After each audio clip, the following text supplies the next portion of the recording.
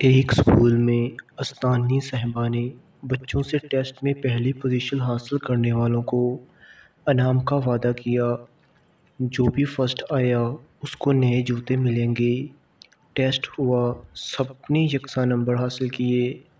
اب ایک جوڑا سب کو دینا ناممکن تھا، اس لیے استانی نے کہا چلو کوڑا اندازی کرتے ہیں، جس کا بھی نام نکل آیا اس کو یہ نئے جوتے دے دیں گے۔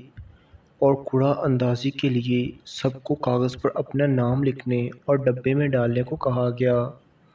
استانی نے ڈبے میں موجود کاغذ کے ٹکڑوں کو اچھی طرح مکس کیا تاکہ کسی کی حق تلفی نہ ہو۔ پھر سب کے سامنے ایک ٹکڑا اٹھایا، جو نہیں کھولا تو اس پر لکھا تھا وفا عبدالکریم۔ سب نے تالیاں بجائیں۔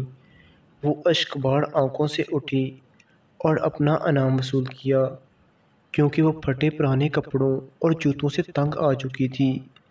والد کا سایہ سر سے اٹھ گیا تھا اور ماں لاچار تھی، اس لیے جوتوں کا یہ انعام اس کے لیے بہت معنی رکھتا تھا۔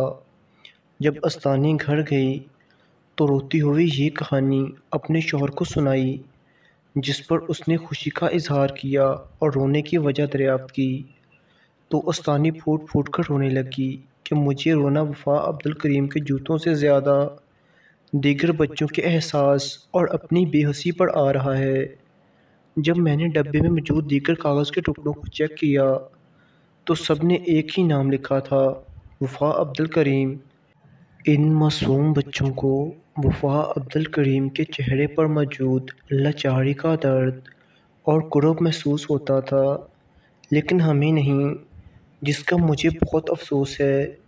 میرے ایک استاد بتایا کرتے تھے، بچوں کے اندر یہ احساس پیدا کرنا، عملاً سخاوت کا درس دینا سب سے بہترین تربیت ہے۔